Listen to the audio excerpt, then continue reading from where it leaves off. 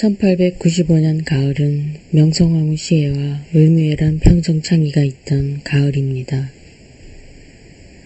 동학혁명의 불꽃이 쓰러져간 1년 후의 가을이고 사람들은 밀려오는 새로운 문물과 정신세계의 교류에 귀 기울이며 새로이 다가올 세상을 기다리며 살았을 가을입니다. 그로부터 115년이 흘러 돌아봅니다. 지금 우리는 그들이 그리워한 1세기 후 그들의 희망에 걸맞게 살아가고 있는가 죄스럽습니다. 1895년 겨울 이후를 미지의 세상으로 기다리며 살고 있던 그날의 사람들은 100년 후에 우리들보다 얼마나 아름다웠을까. 그 아름다움을 바라보며 그 고왔던 사람들의 꿈과 영혼을 만나며 아름다운 세상으로 회귀합니다. 그리고 그들의 꿈과 희망에 답하지 못하고 이미 퇴화해버린 100년 이후의 인간으로서 다시 100년 후를 살아갈 사람들 앞에 우리들은 어떤 모습으로 보일 수 있을까 생각합니다.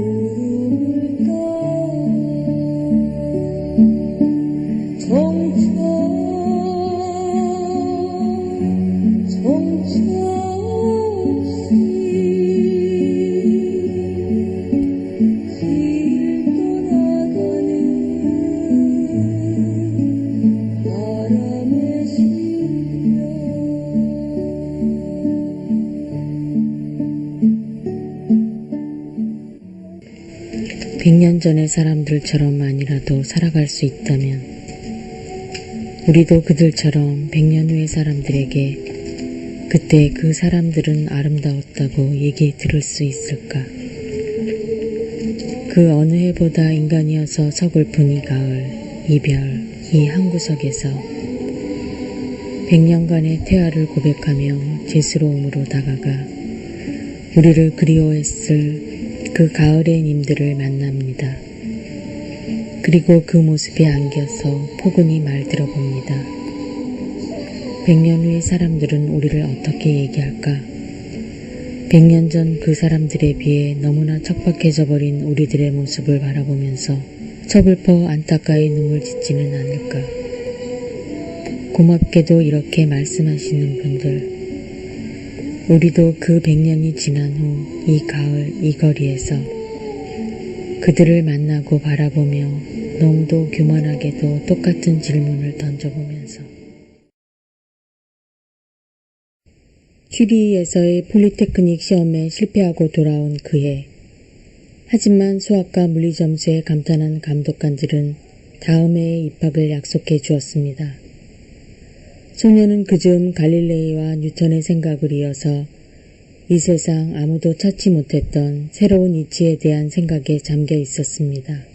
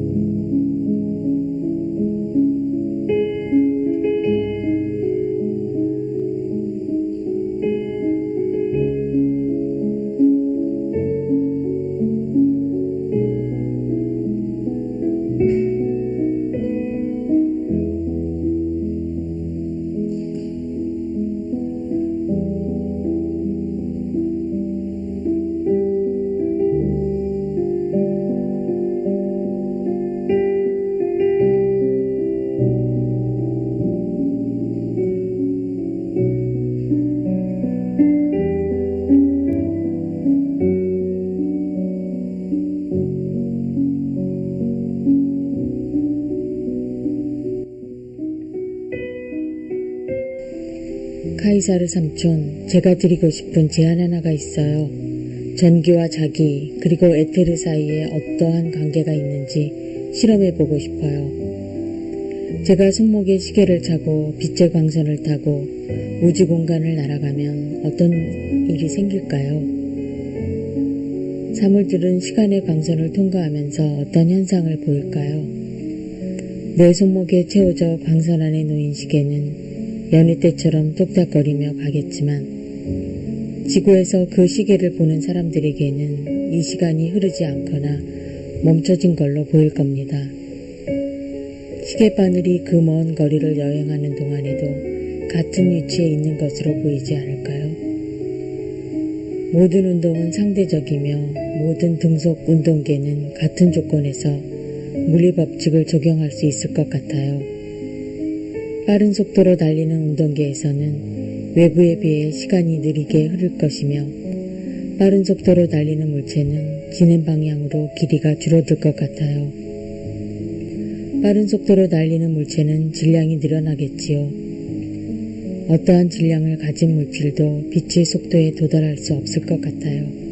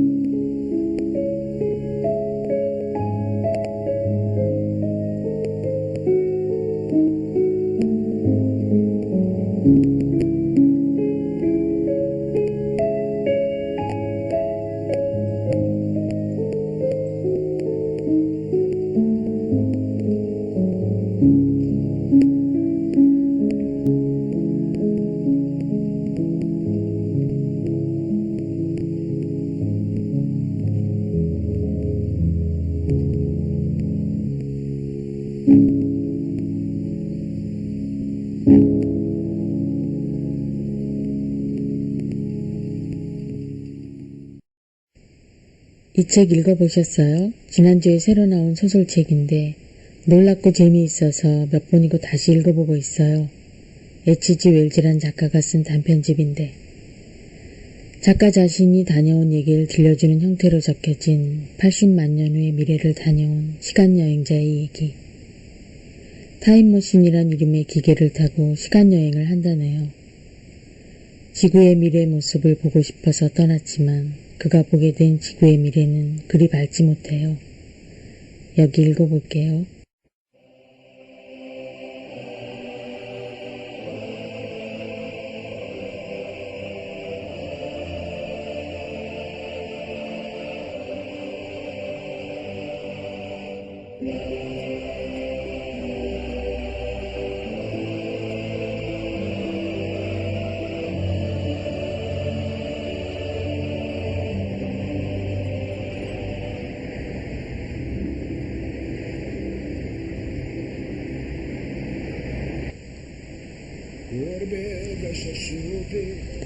별을 보고 있자니 모든 근심과 세상의 걱정거리가 사라지는 듯 했다. 헤아리기 어려운 엄청난 거리의 미지의 과거에서 미래로 나아가는 별들의 운동에 대해서 생각해 보았다. 그리고 지구의 극이 그려내는 세차주기도 생각해 보았다. 내가 타임머신을 타고 지나온 동안, 그 조용한 회전이 이루어지는 동안 모든 전통, 복잡한 사회조직, 국가, 언어, 문화, 인간의 야망, 그리고 인류에 대한 기억마저 지상에서 사라져버렸다. 그런데 여기 작가가 그린 미래의 세상에서 만나는 몰록과 엘로이, 두 유형의 인간, 마치 지금 우리의 세상을 비유하는 것 같아요. 몰록은 산업사회에서 생산 노동자로서 무의식적으로 엘로이에게 옷과 상품을 바치고 있거든요.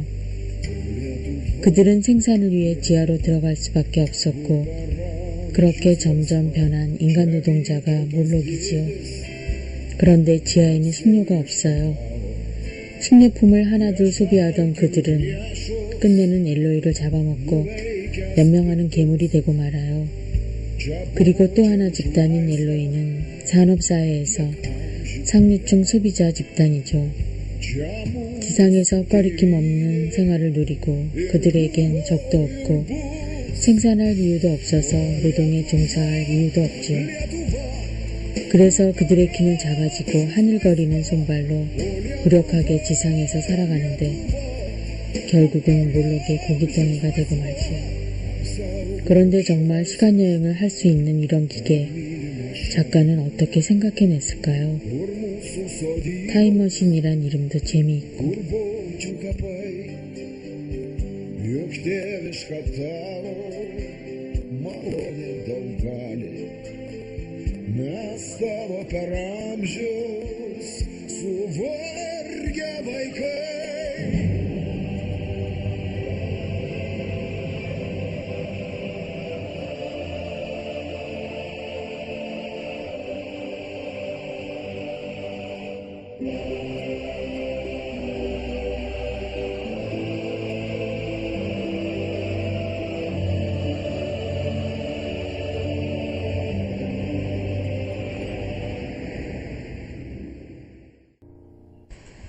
(1895년 10월 3일) 초로의 한 작곡가가 마이닝hen에서 빈으로 돌아오는 길에 프랑크푸르트에 있는 옛 스승의 집에 들렸습니다.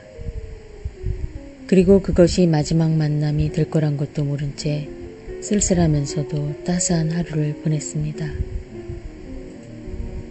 이제는 77살의 할머니가 된 스승의 부인 앞에 자신 또한 63 초로의 모습으로 거실에 들어설 적의 부인은 남편의 제자이자 일생의 보호자가 되어주었던 그의 최근 작곡한 소품 인터메조 2단조 6번 작품번호 118번을 연주하고 있었습니다. 삶의 희망이 되어주었던 벗들도 하나둘 떠나고 3년 전 마지막 혈족이던 누이 엘리제마저 세상을 떠난 후 다시 지난해인 헤르미네마저 떠나보낸 더 이상 아무런 음률도 만들어내지 못할 것 같아 절필한 작곡가. 그리고 그 삶의 한가운데 이 모든 슬픔과 고독을 이겨낼 수 있게 의미가 되어 주었던 분. 요하네스는 그렇게 지나간 시간들을 아련히 회상하며 쓸쓸히 부인에게 미소를 지어 보였습니다. 그리고 피아노 건반 위에 놓인 부인의 손을 살며시 잡아드렸습니다. 이제는 어느덧 쭈글쭈글해진 부인의 손. 연주를 멈추고 그에게 답례해주는 미소. 그리고 두 노인 사이에 흐르는 그 고귀하고도 오래된 정감 곁에서 부인의 막내딸인 오이게니는 지난날의 흔적을 회상하며 감사한 마음으로 두 사람을 물끄러미 바라보고 있었습니다. 10월이 시작되던 그 가을의 어느 날, 설마 그것이 1년의 간격을 두고 다시 만나게 될 그리움 앞에 주어진 이승에서의 마지막 날이었음도 모르고.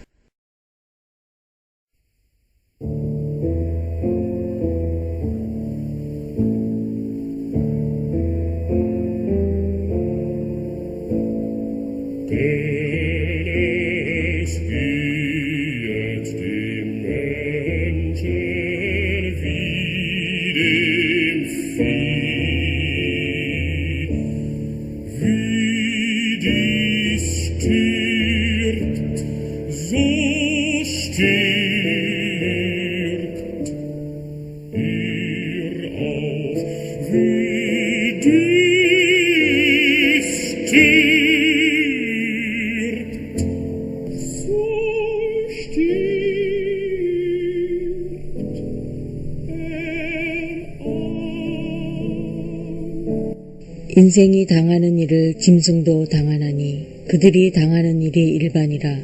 다 동일한 호흡이 있어서 짐승이 죽음같이 사람도 죽으니 사람이 짐승보다 뛰어남이 없음을 모든 것이 헛됨이로다. 다 흙으로 말미암았으므로 다 흙으로 돌아가나니 다 한 곳으로 가거니와 인생들의 혼은 위로 올라가고 짐승의 혼은 아래 곧 땅으로 내려가는 줄을 누가 알랴.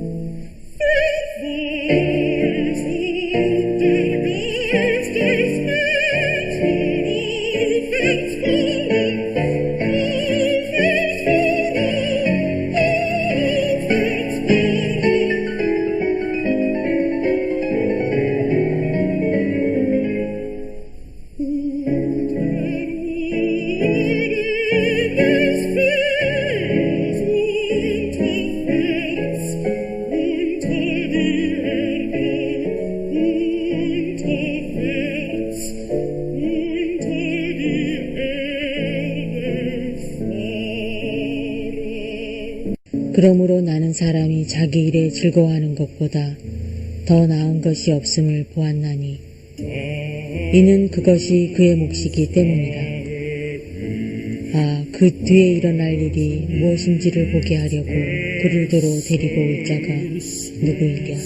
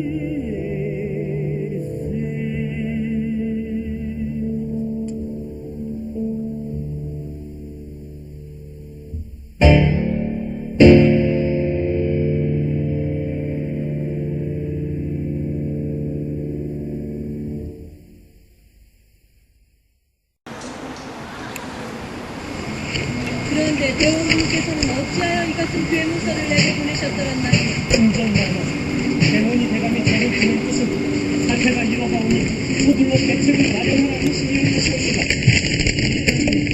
이 문서만으로 아무런 구현도 없이 그대를 내게 보내셨더란 말이오.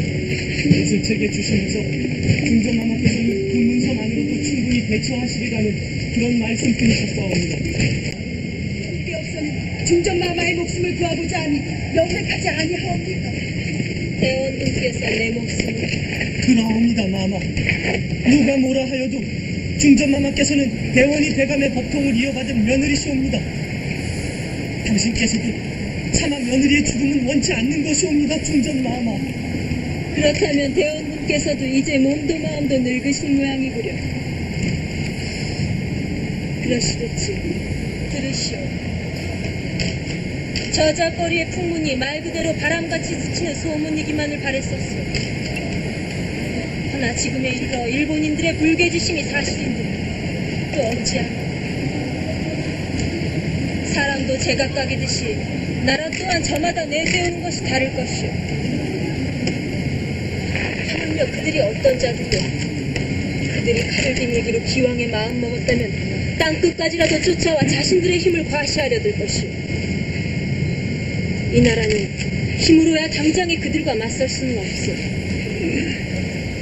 사태가 그러한 지경인데 나라고 하여 언제까지 물러서기만 하리오. 이 나라에 무력 이상의 더 큰 것이 있음을 그들이 어찌 알겠어. 설령 죽음에 이른다 하여도 난 두렵지 아니하리다. 맞설 것이오. 나는 그 자들이 내세우는 칼날 앞에 조선의 국모로 의연하게 맞서리다. 중전마마, 아니 되옵니다. 중전마마, 고정하십시오. 아버님께도 며느리의 이런 뜻을 그대로 전해주시오. 그렇게 말씀 올리면 아마 아버님께서도 며느리의 뜻을 헤아리시리라 믿어. 나는 이제 달리 할 일이 남았어. 그만들 물러가시오. 아니 됩니다, 중전마마. 마마께서 살고 있고서야 나라가 있사옵니다.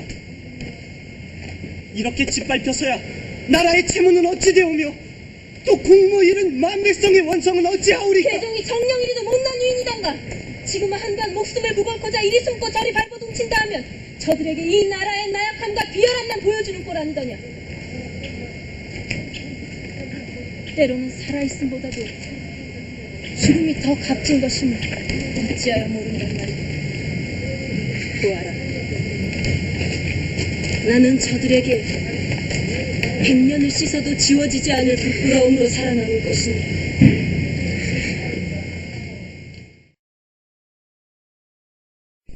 백년을 씻어도 지워지지 않을 부끄러움, 그리고 그 반대편에서 의로움과 당당함으로 이겨내던 또 하나의 화두, 100년이 지나도 부끄럽지 않을 삶. 존재의 이유에 화답하며 살아가는가 스스로 질문해보는 사람들. 그리고 힘겹고 어려워도 그렇게 행하며 욕심과 이기를 버리고 우주의 바른 요소가 되어 익히고 지키며 살아가고픈 어진 노력.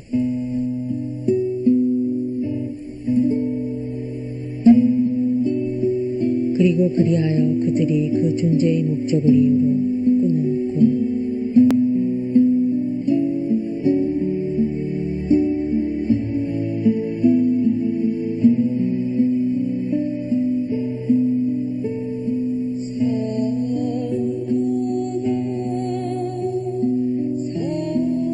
(1895년) 가을은 명성황후 시해와 을묘해란 평정창이가 있던 가을입니다.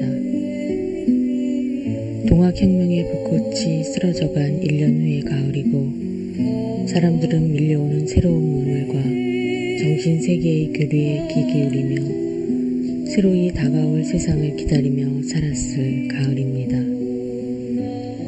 그로부터 115년이 흘러 돌아봅니다. 지금 우리는 그들이 그리워한 1세기 후 그들의 희망에 걸맞게 살아가고 있는가 죄스럽습니다. 1895년 겨울 이후를 미지의 세상으로 기다리며 살고 있던 그날의 사람들은 100년 후의 우리들보다 얼마나 아름다웠을까. 그 아름다움을 바라보며 그 고왔던 사람들의 꿈과 영혼을 만나며 아름다운 세상으로 회귀합니다. 그리고 그들의 꿈과 희망에 답하지 못하고 이미 퇴화해버린 100년 이후의 인간으로서 다시 100년 후를 살아갈 사람들 앞에 우리들은 어떤 모습으로 보일 수 있을까 생각합니다.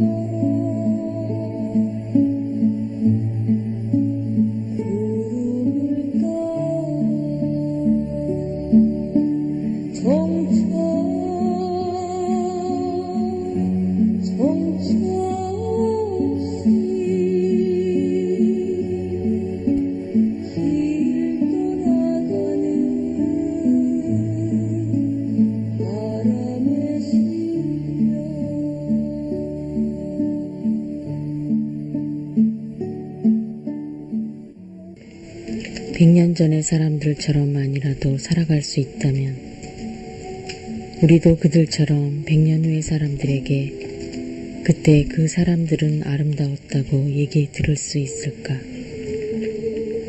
그 어느 해보다 인간이어서 서글픈 이 가을, 이별, 이 한 구석에서 100년간의 태아를 고백하며 제스러움으로 다가가 우리를 그리워했을 그 가을의 님들을 만납니다.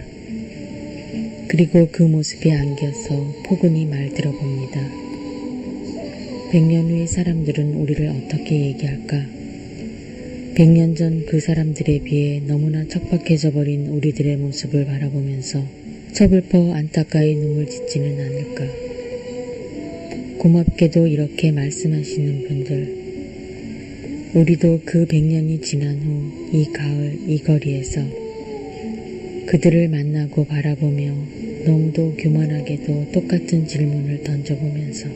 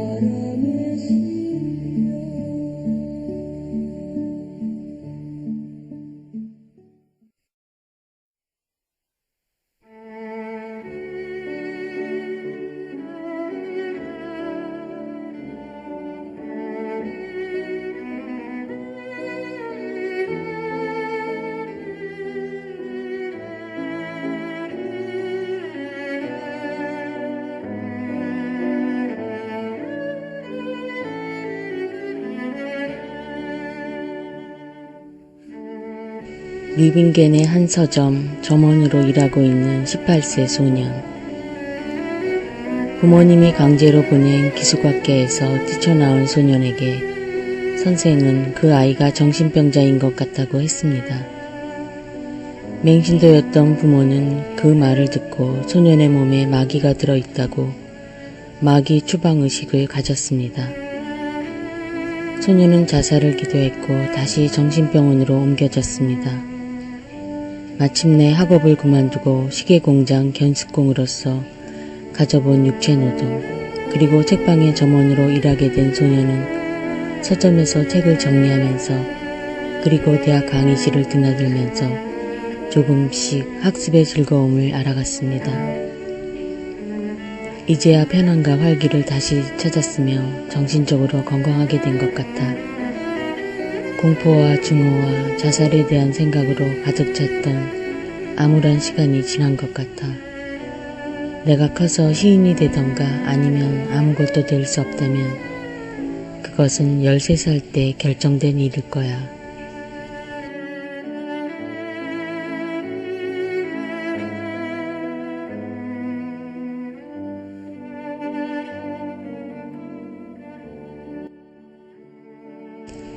나는 저 밑에 내려다 보이는 세상을 보며 생각한다.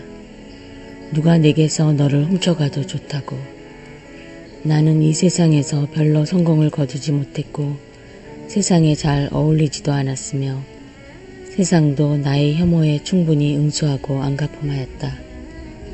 여태 살아있으니 세상과 싸우면서도 견뎌온 셈이다.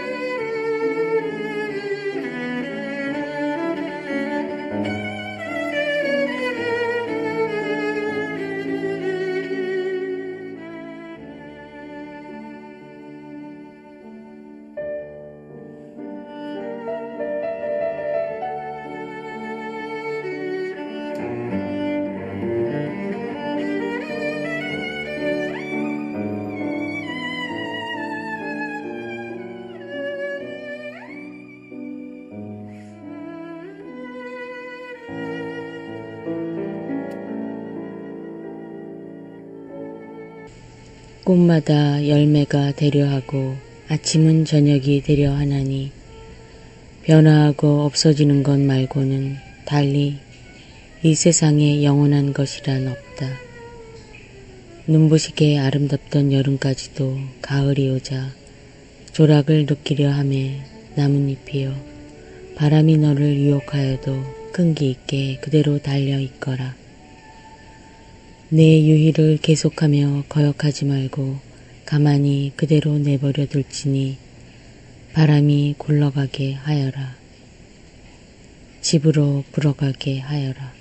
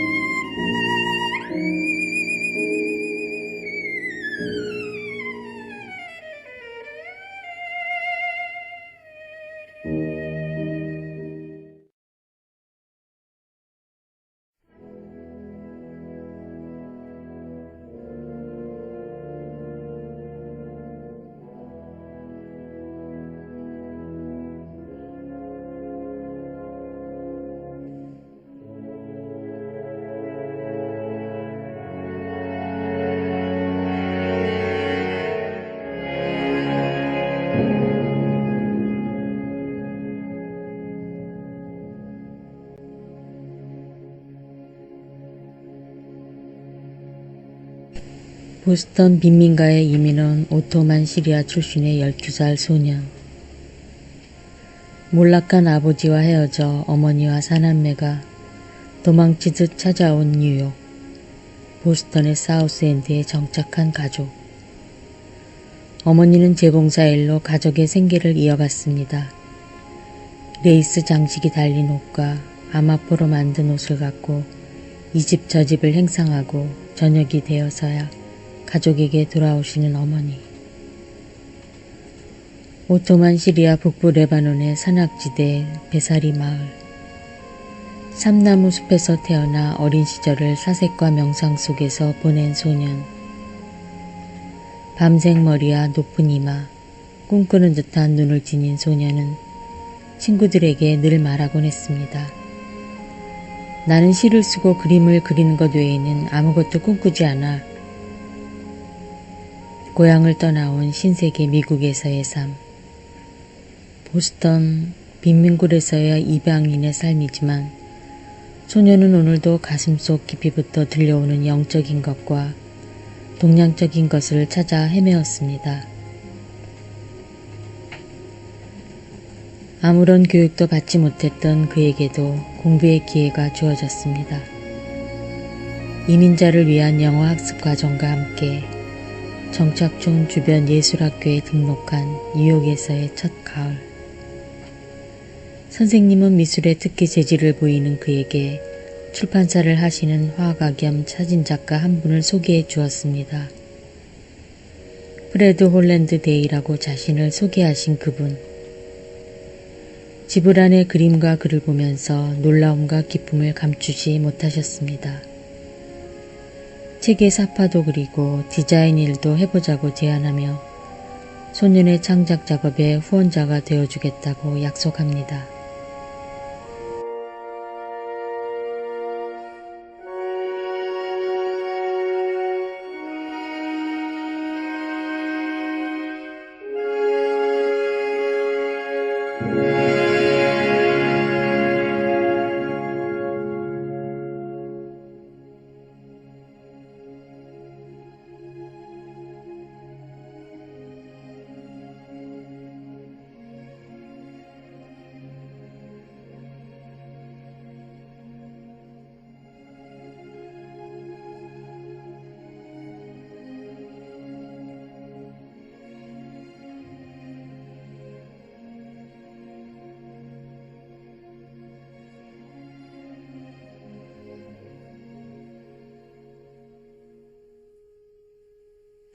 그리고 이 가을 신대륙 미국을 찾아온 보헤미안.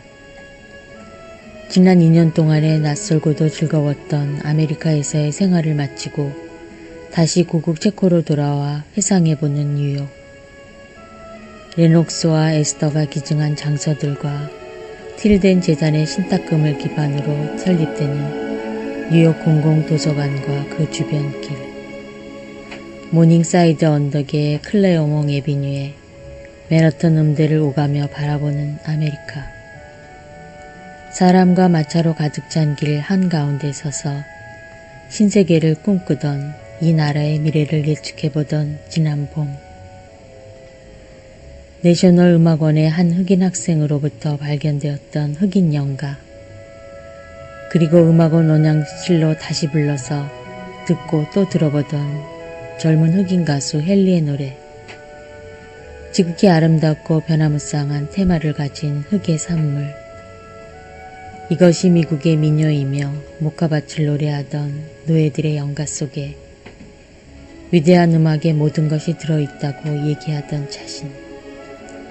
그리고 또 하나의 이방인인 자신이 뉴욕을 거닐며 쉰일 넘은 보헤미안 음악인이 신세계로부터 그리는 망향의 노래.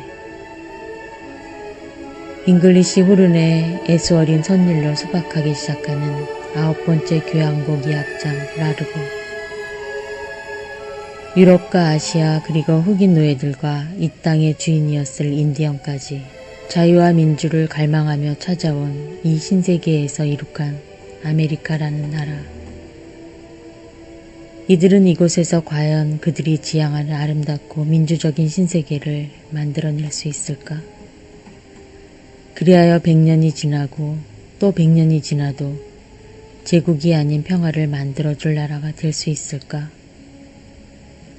어린 시절 뛰놀던 아름다운 보헤미아의 그 평화를 꿈속에 그리며 신세계로부터 적어보는 운율.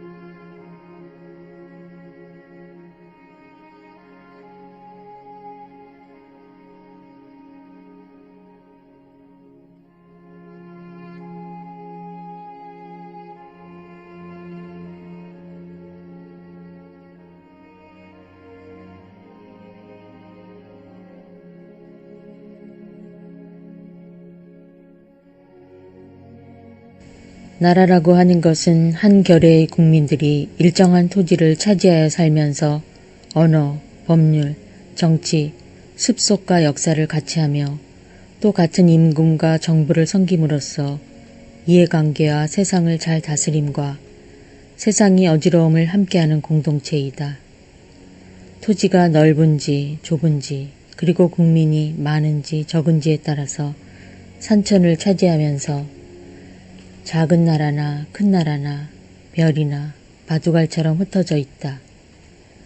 그러므로 사람이 사람 되는 원리에 따라서 생각해보면 피차의 구별이 없지만 나라가 나라 되는 큰 도리로 따져보면 저 나라와 우리나라의 구별이 있다.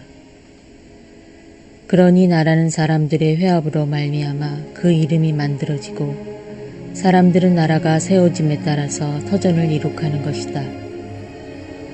나라가 비록 사람을 따라서 그 이름을 얻는다고 하지만 사람도 나라가 없으면 터전을 얻지 못하는 것은 말할 것도 없고 그 이름도 없게 될 것이다. 이제 그 이치를 밝히기 위해 비유를 들어보자. 사람이 비록 가족의 성씨와 학렬자를 가지고 있지만 이는 자기 한 몸의 사사로운 이름에 지나지 않고 어디서나 두루 통하는 공적인 이름은 아니다. 가령 우리 조선 사람으로 말한다면 조선인이라는 세 글자가 가장 중대하고 공적인 것이다.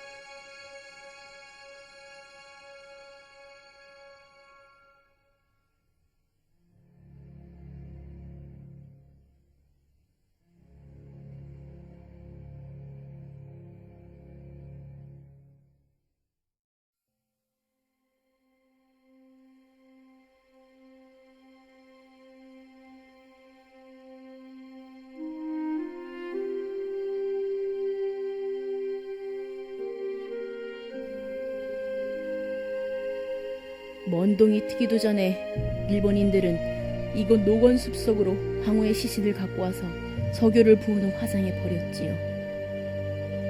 그리곤 그날 아침 한성 신보 등을 통해 명성 황후가 난리를 맞아 대궐 안의 혼란 속에서 고종 황제를 버려둔 채 자신의 목숨만을 연명키 위해 도망을 갔다고 허위 사실을 유포했지요. 미우라는 사건을 확인한 후 영사관으로 돌아가 본국에 보고하며 드디어 조선은 일본의 것이 되었다. 이제 안심이다고 말했답니다. 시해의 그날 일인들은 미리 준비했던 대로 친일 내각인 제4차 김홍집 내각을 구성했고요. 재무 대신 심상원은 내각에서 나와 행방을 감추었고 내무 대신 박정양은 서명하지 않고 사직해버렸습니다. 김홍집 내각은 명성 황후가 고종 황제를 버리고 궁을 탈출했다는 이유로 3일 후인 오늘 명성 황후를 폐위하고 서인으로 한다는 칙령을 발표했습니다. 황후는 2번 시에 당하신 거지요. 명성 황후 폐위 칙령은 고종 황제가 서명도 하지 않은 날조된 것이지요. 각국 외교관들은 이 칙령이 고종 황제로 나온 것이라고 믿을 수 없다고 즉각 반박했지만 일본 공사 미우라마는 그 내용을 인정한다고 공식 견해를 밝혔습니다. 여기 황후의 시신이 한 줌의 재가 되어 제 앞에 있습니다. 조선을 지킨 마지막 등불. 1895년 10월 8일, 음력으로는 8월 20날 동트기 전 건청궁 오코로의 작은 골방에서 황후는 세자의 이름을 부르시며 일본 낭인들의 손에 무참히 시해 당하셨습니다.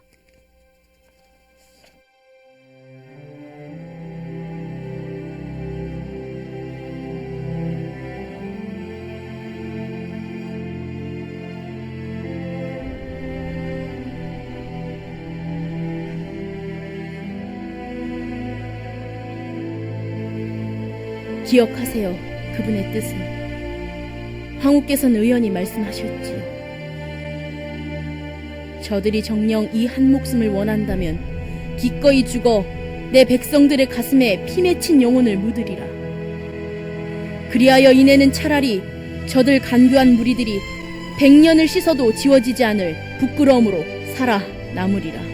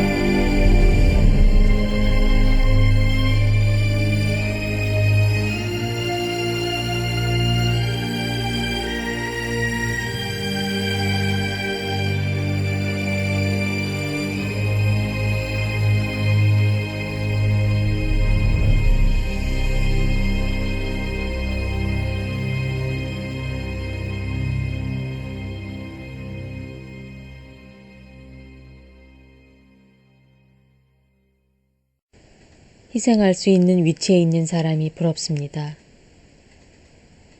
볼가강 연안 이즈니 노브고로드에서 태어났다는 그 27의 그가 아린 가슴으로 써낸 책 한 권을 읽고 있습니다.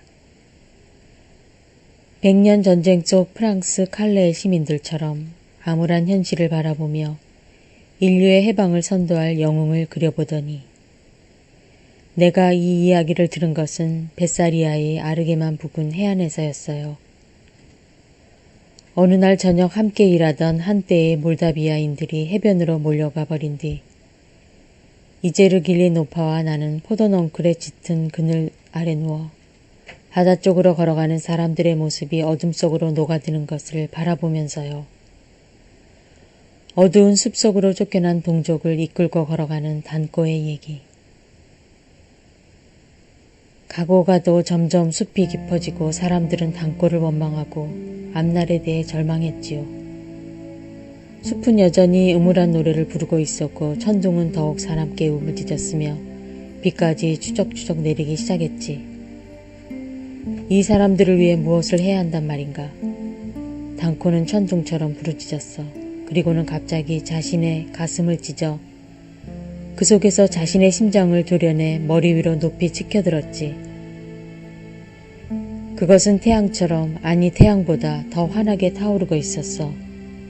사람들을 향한 이 위대한 사랑의 횃불 앞에서 숲은 고요해졌지. 그 빛에 쫓겨 산산이 부서진 어둠은 늪에 썩은 아가리 속으로 흔적도 없이 스며들었고 놀란 사람들은 화석처럼 그 자리에 못 박혀버렸어. 자, 갑시다. 단코는 소리치며 타오르는 심장을 높이 쳐들고 앞장서서 달리기 시작했어. 사람들은 홀린 듯 그 뒤를 따라 돌진했지. 숲이 다시금 수상하게 술렁대기 시작했지만 그 소리는 달려가는 사람들의 발소리에 파묻혀버렸어. 불타는 심장의 기적에 압도된 사람들은 빠르고 용감하게 앞을 향해 달려갔지. 도중에도 계속해서 쓰러지는 사람들이 생겨났지만 그들은 더 이상 눈물을 흘리거나 누구를 원망하는 일 없이 기꺼이 죽어갔어. 단코는 우연히 앞장서서 달렸고 그의 심장은 한결같이 눈부시게 타올랐지. 돌연 그들의 눈앞을 가로막고 있던 숲이 활짝 열렸어. 열린 숲은 울창한 모습 그대로 물러나 멀어지고 사람들은 순식간에 찬란한 햇볕과 비에 식힌 청신한 대기의 바다로 빠져들었지. 네오는 아직도 그들 뒤쪽의 숲에서 표효하고 있었으나 이곳은 태양이 빛나고 초원이 숨쉬며 풀잎은 빗방울을 머금어 반짝이고 강물은 황금빛으로 굽이치고 있었어. 태양을 받아 붉게 물든 강물은 마치 단코의 가슴에서 솟구치는 뜨거운 선열처럼 보였지. 용사 단코는 드넓게 펼쳐진 자유의 대지에 시선을 던지며 우연히 미소 지었어. 그리고는 쓰러져 죽어갔지. 기쁨과 희망에 들뜬 사람들은 누구 하나 그의 죽음을 알지 못했고 주검 옆에서 그의 용감한 심장이 아직도 붉게 타오르고 있는 것을 보지 못했어.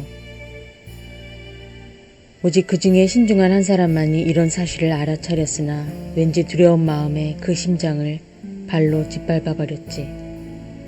그러자 그것은 헤아릴 수 없이 많은 불꽃이 되어 사방으로 흩어져 갔어. 바로 그것이 소나기가 오기 직전에 나타나는 초원의 푸른 불꽃들이지.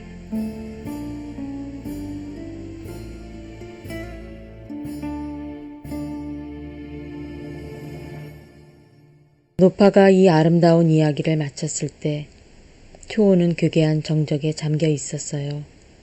사람들을 위해 기꺼이 자신의 심장을 불사른 용사 단코의 위대한 사랑에 제지도 감동한 것이지요.